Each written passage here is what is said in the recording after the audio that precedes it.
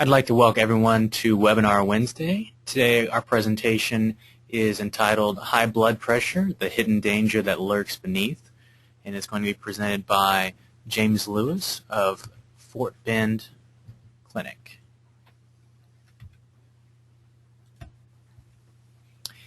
Today's presenter earned his medical degree at Baylor College of Medicine in 1973 and completed his internship and residency training there as well.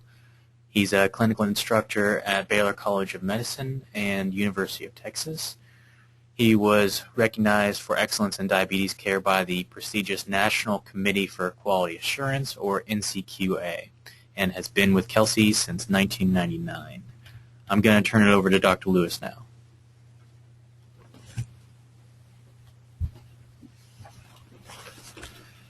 Good afternoon, everybody, and welcome to our educational seminar regarding blood pressure today. This is a big topic because it's a common medical issue. I understand that our audience may be widely varied, from people who are very sophisticated from a medical standpoint, as well as people who help us in the clinics deal with blood pressure, but also people who have been patients or family members of patients, and they just have lots of questions. Among the first things I'm going to do is talk about basics, and then we'll get into a little bit more sophisticated concepts as we go along. As with anything else in medicine and science in particular, the more specific one can be and the more one can measure something, the more accurate the recommendations that derive from that. And one specific thing about blood pressure is that it is a number. It is a number that does a specific job, and I'm going to be discussing that in some specific detail. First of all, and kind of as an interest to me, as I explain to people what is blood pressure and how do we actually measure it. Blood pressure is exactly the pressure created by the heart as it pumps blood into the circulation going to every part of the body. We typically measure it with an arm cuff, although other mechanisms are possible. But what's also interesting is that every day in the office when I'm doing somebody's blood pressure, they'll ask me, "Doctor, I see you reading that graph on the wall. What actually does it mean, and how can you tell what the numbers are?" Well, first of all, I'm going to give you two images that I find useful. The first one is, think of the Mississippi River at New Orleans. Quiet, slow, smooth, no turbulence. The second one is the Colorado River in the middle of Grand Canyon. Noisy, fluffy, noisy, very turbulent.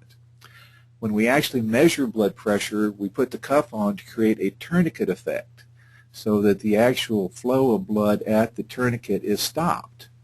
Then as we release the blood, the cuff, we hear turbulence. That's the first sound detected on the graph, so we're actually looking at the graph as we hear the sound through our through our stethoscope. As we release further, the turbulent, noisy blood flow goes back to the quiet Mississippi River, smooth, laminar flow. This is very important because laminar flow is the ideal circumstance that all fluid in a pipe should experience. You want it to be smooth and consistent and flow without interruption, bubbles, gurgles, or other interruptions that can imply some pathology or abnormality in the pipe itself. So the first thing to keep in mind is we want laminar flow, and its turbulence is detected as the sound. Now, a coincidental fact is when people ask all the time, well, what if I, for instance, at home, doctor, have an electronic monitoring device or something that doesn't use an audible sound? Well, what's interesting is that the cuffs have built into them an electronic signal that detects the turbulence just by a slightly different electronic mechanism compared to the doctor's human ear. When, however, the Doppler signal, which detects the turbulence, picks the first number, because it can be slightly more sensitive than the human ear, it may actually detect the sound a little higher than exactly at the same moment might be detected by the human ear. This variation is common and usually not enough to make a big difference. And when it does make a big difference, I frequently will ask a patient to bring in their cuff machine so that we can test it against my old-fashioned mechanism and verify that the two measuring devices are accurate enough that everyone is comfortable. So to repeat some of this with more specific numbers, the top number, or systolic, is the peak pressure that's created when the heart pumps blood into the major arteries. That's the first number of the two you'll see on the graph. And then when we detect the lower number, remember this is when the turbulent sound goes back to quiet sound. This is the diastolic pressure, and this is the sustained pressure between the peaks of pressure created by each heartbeat. Normal has been evaluated over a long period of time by a number of national health committees, including most recently the Joint National Committee on Hypertension. And the current recommendations still use the following numbers for their guidelines. Top systolic pressure should be under 120 and diastolic under 80. Many of you have heard over many years that the ideal blood pressure is 120 over 80, but actually many studies over many years have shown that for every tick of the blood pressure higher than 120 over 80, there's actually an increased statistical risk over time compared to a pressure under 120 over 80. We use subsequent levels for convenience of the pre-hypertension level as being from 120 up to 139, or diastolic of 80 to 90, but distinct real high blood pressure is being 140 over 90. Depending on coincidental health issues, many of us may want to treat the blood pressure more aggressively, as any coincident health risk to blood pressure increases the impact of blood pressure on the person's overall vascular health long-term picture. So depending on your age and circumstance, you may find the doctor having a more aggressive approach towards treating high blood pressure. Similarly, you may find that the doctor may have a little more flexibility, as we don't want the treatment for high blood pressure by itself to create any risk with medication effects, tendency to fall, faintness, or other issues that have a higher immediate burden than the blood pressure might by itself. So what is blood pressure as far as being this silent killer you hear about? Well, one of the problems with high blood pressure that I put in sort of a simple term is that you don't know blood pressure is a problem until you feel something, because you may at that moment already be experiencing some damage or be an immediate risk of damage. Many people say that, well, I don't have a headache and I can always tell when my blood pressure is up because I then do have a headache.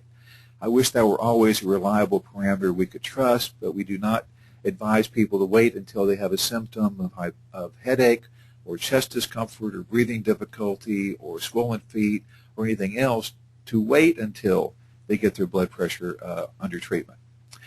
Now, we know that many things can result from high blood pressure, and they're all bad. Sometimes it's simply a sense of fatigue or vague headache or just listlessness, but it is a major contributor to big things that cause major risk to both immediate and long-term survival, including specifically the risk for heart disease,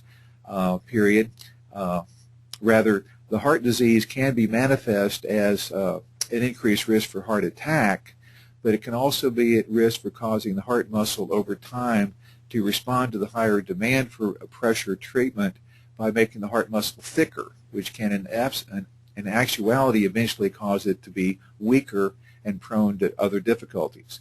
We've all heard of the increased risk for stroke, as well as the high probability that high blood pressure can contribute to kidney failure, and in fact is the second most common cause of kidney failure, only to diabetes. Similarly, only second to diabetes is the risk for blindness, as well as glaucoma and other common causes.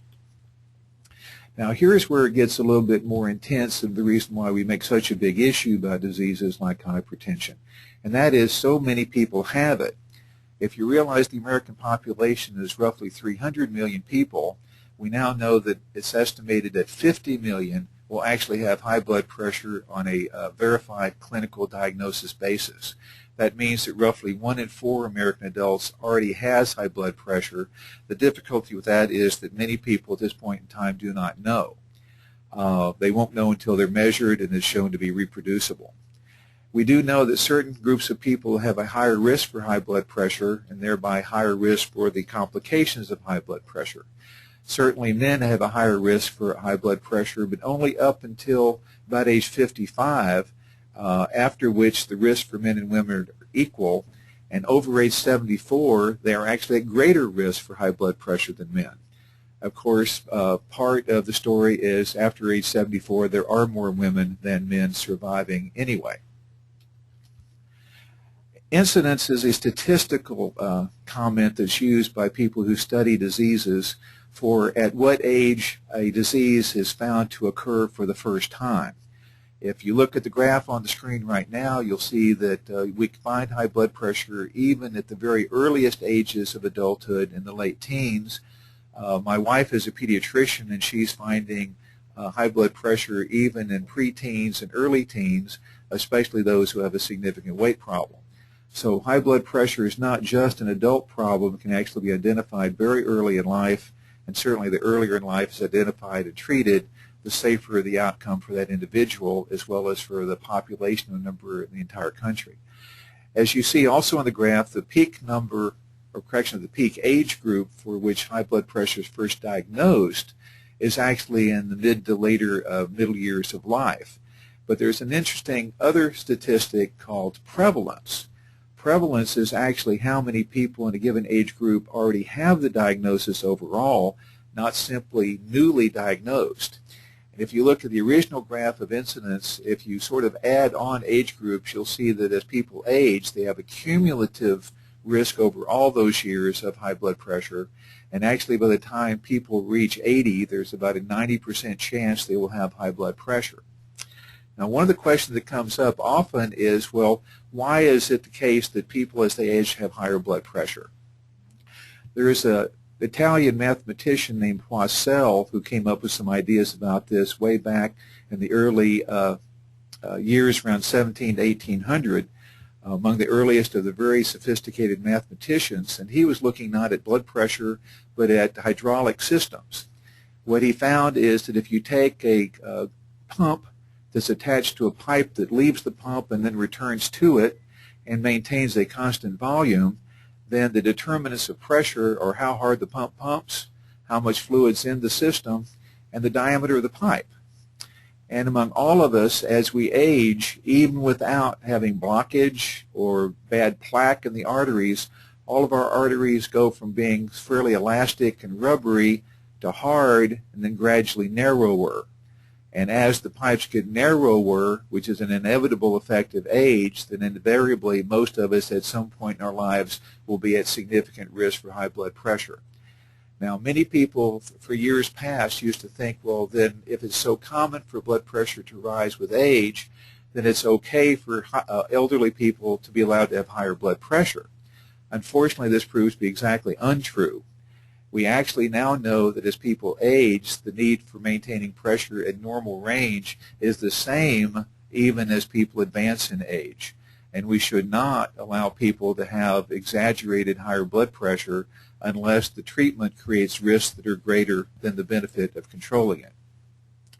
As we look at the next slide, one of the things that's a sadness for doctors is that even when we identify people with high blood pressure, it is no small trick to get them not only to recognize their diagnosis, but to accept medication, but also to accept sufficient monitoring by their doctors and other health personnel to get optimum results. By this estimate, we can see that only about 21% of people on medication have reached goal levels of high blood pressure.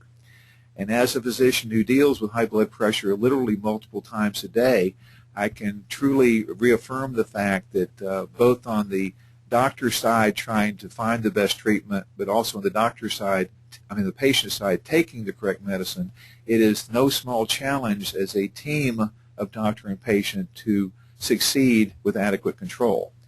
As you also notice, many people will take medication, not get adequate control. A certain number of people either won't take their medicine, don't like their medicine, simply don't come back to get followed up, or the biggest group in the whole family of people with high blood pressure is they don't yet know they have it. This is one of the reasons why screening programs such as the health screenings we do for several local companies are so useful.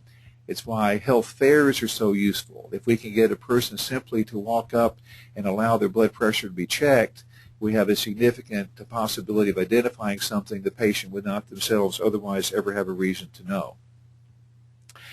Now, in this case, I will go back to what I said earlier about high blood pressure and causes. Be aware that the single biggest cause of high blood pressure is simply getting old enough to have high blood pressure.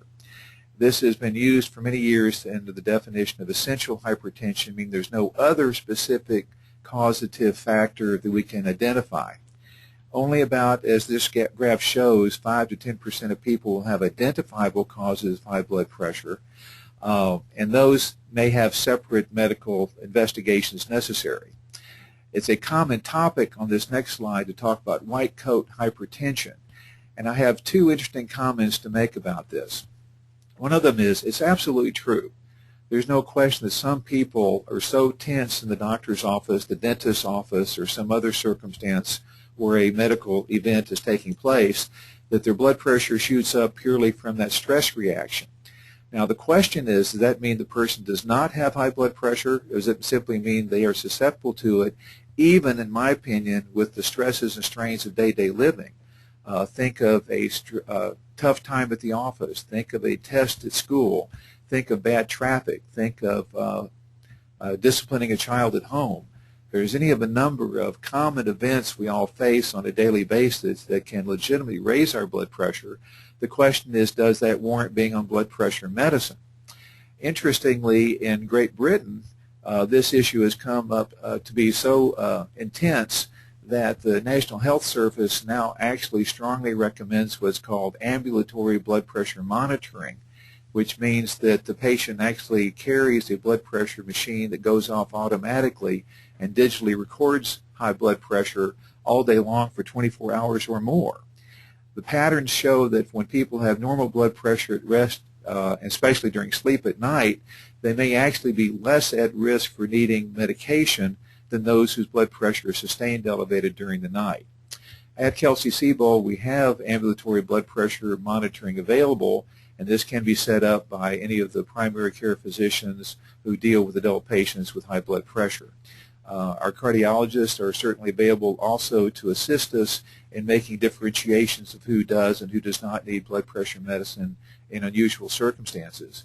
But do keep in mind the primary comments of what makes us recognize the need for high blood pressure is the absolute level of high blood pressure, how sustained it is, such as by ambulatory monitoring, and when there are coincident health risks that make the need for blood pressure control that much more intense. Now, I mentioned there are a few cases of high blood pressure that are unusual that can be caused by a number of other outside medical illnesses.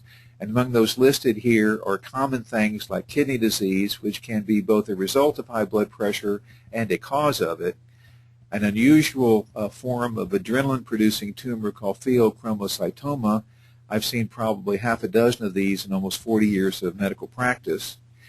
Cushing syndrome, which is the overproduction of cortisone-like hormone made by the adrenal gland. I've seen maybe a dozen of these in my career. And another one called coarctation of the aorta, which means that there is kind of an hourglass-like tightening of the big blood vessel that comes off the heart before it leaves the chest to go into the abdomen.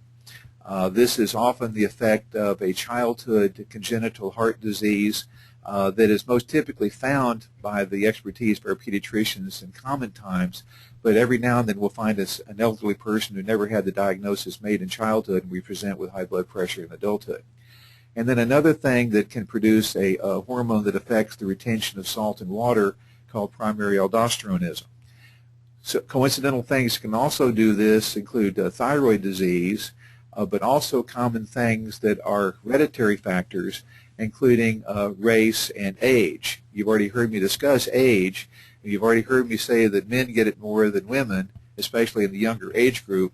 But it's also true that certain ethnic factors strongly do impact upon high blood pressure. This is simply a fact of life we all recognize, as each ethnic group may have a certain trait that makes their risk of any illness greater. We just need to recognize it and act accordingly. Now, here's one of my favorite factors, because this is where we get to the rubber on the road. Almost all medical conditions can be impacted favorably by personally controllable environmental factors. Let me discuss some of these for a minute. As many of you know, it's estimated that 2/3 of all adults of this country are clinically overweight, and at least a half of that number are considered to be obese, with all the risk that brings to it, not just by personal sense of illness or wellness versus energy levels versus activity levels, but it specifically increases the blood pressure. Exact reasons for this vary a great deal, but the bottom line is I frequently find if I have a compatible, reliable patient who's willing to lose weight, the amount of medication necessary is dramatically reduced. Excessive salt intake has been discussed for many years. We know that there's a wide range of dietary normalcy and what the human actually wants. We know that for most people with high blood pressure, if we keep them on literally a no added salt diet, allow them to have normal salt content of normal foods, but avoid high salt ethnic foods, for instance, they will do just fine. It's been found that some groups, and even this country, compared to the average normal salt intake of 2,000 to 4,000 milligrams a day, may actually take up to 30 to 40,000 milligrams a day. Similarly, it turns out that there's an unusual little tribe in the headlands of the Amazon River in Brazil who are found to exist on an estimated 50 to 100 milligrams of salt a day, which is a good 10 times less than the least we thought any human being could actually survive on. Another common thing is alcohol use, and whereas the American Heart Association has said that in the absence of other illness, up to 2 alcoholic beverages per day per men and 1 per women may be fine for overall health, the problem for alcohol is that it's extra calories, it tends to impact on judgment, and it also tends to make people gain weight. So since we already know weight's not good for people, last thing we want to do is eating bad food. Alcohol, if significant intake routinely, makes blood pressure control more difficult. And I strongly advise my patients, for instance, in that category, to cut back dramatically. Similarly, there's no question that relaxation is good. There's no question that sleeping better is good. There's no question that losing weight is good. So when people can get into a routine exercise pattern, whether it actually makes them dramatically lose weight or not, it will help them have less stress that will by itself help reduce the blood pressure. But I also make a big point routinely to my patients that habit changes have to be sustainable, which means people must make a choice of their activity levels that they actually acknowledge they will do, and they will do regularly, and they will do a long time. Short bursts of activity have a high risk for injury as well as non-success, and so it takes a great deal of discipline and commitment to initiate any personal care program that actually creates change over time. As you might notice, we also want people in general to feel less stress where our world allows that to happen. We want people not to use noxious substances that have no redeeming value like smoking, but also to be aware that other medications can impact upon the risk for blood pressure just by their direct effect. I might mention one as if, for instance, some of the better medicines for migraine control have a risk of raising blood pressure, and that certainly needs to be known by people who take that form of medication. We've mentioned obesity already, so I'll just pass over this one. We'll also talk about, again, the salt restriction needing only to be reasonable. It does not need to be, in most people, a terribly punitive form of denial. Now here's an issue going back to what I mentioned earlier about where pressure comes from with the pump, the pipes, and the fluid. Stress primarily tends to create body reactions that make the pump work harder, but also tends to squeeze the pipes. So if a person has a long-term environmental or illness-related stress, controlling their blood pressure is more difficult. It is somewhat cliche to tell people they need to relax, but as a physician, I must tell the people some examples of how they may more successfully find ways to unwind, even if that comes to activities that may involve biofeedback or stress management, anger management, or other direct use of counseling professionals that can help work on that issue. Everybody needs to exercise. And whereas the American Heart Association says that the equivalent of a brisk walk 30 minutes 5 times a day is worthwhile, I again like to see people attain high levels of performance. So I do not deny people the opportunity to strive for personal goals. I have a number of people who perform marathons, who do triathlons even up to Ironman level, but the key thing is they have to understand the discipline of training sufficiently to achieve exercise levels without incurring undue risk for injury. It's also important to understand what time constraints are involved in the average person's lifestyle. You do have to think about job, wife, and kids along the way. One of my favorite expressions is that no tobacco is good tobacco. For those of you who are interested in murder mysteries, nicotine is thought to be one of the strongest poisons known to exist on the planet. And I can actually think off the top of my head of at least 3 different episodes of crime shows I've seen where nicotine has been the causative agent of death. So there is no amount of nicotine that's actually safe, and the more vascular disease a person has, the higher the risk even a small of nicotine can be. As we mentioned other medications, and here are a few listed on the screen, NSAIDs are the typical over-the-counter anti-inflammatory medicines such as ibuprofen by any name, Aleve, or prescription medicines including meloxicam and others that are all useful but can impact on kidney function, but specific on blood pressure. Oral contraceptives have to be monitored and blood pressure monitored carefully so that we do not create a risk that's exorbitant to what the benefit is. All D-labeled decongestants, especially the ones that you now have to get from the pharmacy counter rather than out on the shelves, can be a trigger to higher blood pressure, faster heart rate, and irregular heartbeat, and cannot be used cavalierly when a person already has risks for heart disease, including high blood pressure. And of course, estrogens are important not only for birth control, but for control of postmenopausal symptoms. And those of us who see women in this age group are very circumspect about our use of these medications, as they do carry their own risks. So to remember also where blood pressure targets, it targets areas of small blood vessels that impact on organ function. This can include the major cardiovascular things like heart attack, stroke, enlarged and weakened heart muscle, kidney function, and of course the eye. I mentioned these earlier, slightly out of sequence, but they need to be reinforced.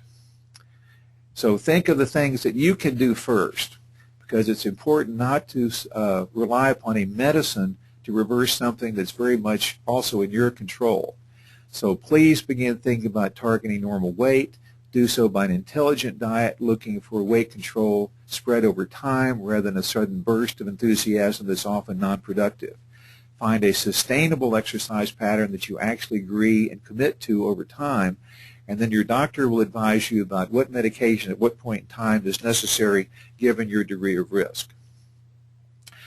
Healthy eating does require thought. It cannot be fast food all the time. Think of it as an occasional treat or outing, but it should not be part of a daily routine. Think of limiting your salt primarily to avoiding extra salt rather than trying to avoid low salt containing foods. Notice that examples of exercise can be fun. I personally like to dance and swim. I don't impress anybody when I do either one, but it sure makes me feel good. And aim for the everyday. I make a point of this especially with people who are trying to lose weight. There's been a long tendency for doctors to say, or for exercise trainers to say, well, you need to skip days. If you're doing strong workout routines on certain muscle groups, it's often worthwhile to alternate days for muscle groups. But if you're doing a simple aerobic type activity, including walking, bicycling, swimming, Zumba, two-step, or other type of fun activities, there's no real need to have to limit it to alternating days or skipping days. The more consistent your pattern, the less likely you are to have that skipped day turn into the rule rather than the exception. Lots of medications are available. I've listed a few here, but they all basically work going back to the 3-part system of pump, pipes, and fluid. They work in one way or another on one or more of those at the same time. Your doctor will help you pick the correct types of medicine to be most useful for you, and do realize that often it's necessary to use a combination of medicines, because pushing a single medicine to maximum dose may increase side effect risk more than optimum benefit, and many of us will start with 2 or more medications for blood pressure unless it's at the very minimum level we're trying to control at the beginning. So at this point in time, I realize we've approached the end of our discussion time. I am going to review to see if any questions have come in, and we'll spend a little bit of time doing that if there are any.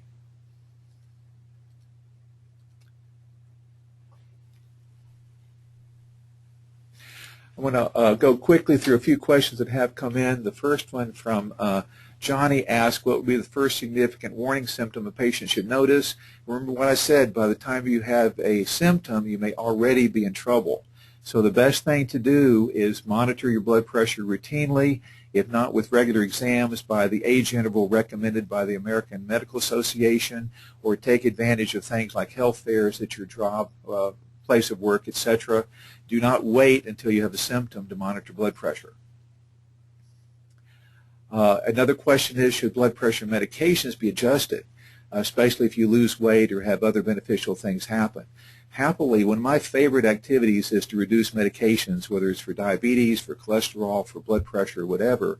But my greatest success in doing so is when a person significantly loses weight. So I wholeheartedly endorse your working on that issue with the understanding that your doctors are happy to reduce medication if it shows that your blood pressure remains safe with the lower readings. Another question comes up with a common effect of blood pressure, and that is when you stand up you feel a little lightheaded. That's often a condition called orthostatic hypotension, which means in Greek that your blood pressure requires a couple of seconds, to adjust to posture change. When you're sitting or lying down, it takes less priming of the pump to get blood especially up to your brain. If you change posture by going down and coming up, or by standing suddenly, your heart needs a few beats to adjust to the different gravity. So if you're simply careful making posture change, this usually does not create a serious difficulty, period. The next one comes along with, how does spironolactone help with blood pressure? Two specific things. Number one, it is a simple diuretic, and it thereby helps reduce the fluid volume load. It helps the pressure on that side. But also there's a specific small frequency form of high blood pressure called Conn's disease, C-O-N-N'-S, which is a form of hormone-mediated blood pressure elevation that responds very nicely to this medication, and your doctor is very well attuned to looking for this possibility. Now, interestingly, the question of, is long-distance walking equally good as running for blood pressure? And the main thing to know is it is the activity that is consistent and sustained, not the intensity, that makes the difference. It's been shown that for cardiac conditioning, brisk walking is every bit as good as running at any distance, with the added benefit that it's less traumatic. So the probability of high-impact related problems is reduced by walking, and you don't need to have the risk attendant to running, especially if age or other circumstances impair that opportunity. Now, at this point, I thank you all for attending. I hope this has been entertaining and informative, and I'll return it now back to our engineer to end the program.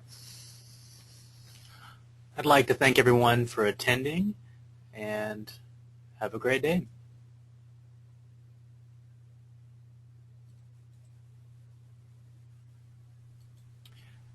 Next month, we have another webinar from Dr. Lothian, and more information about that can be seen at Kelsey-Seybold.com/webinars. Thank you.